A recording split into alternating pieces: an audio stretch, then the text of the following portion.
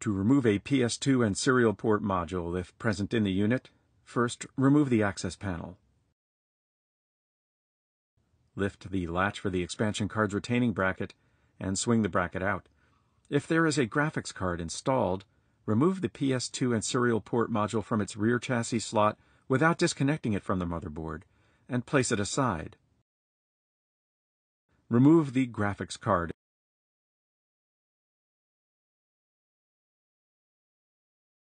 Detach the connector for the PS2 and serial port module from the motherboard, and fully remove the module from the unit.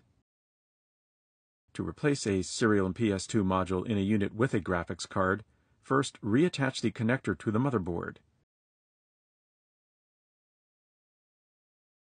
Replace the graphics card before replacing the PS2 and serial port module back into its rear chassis slot.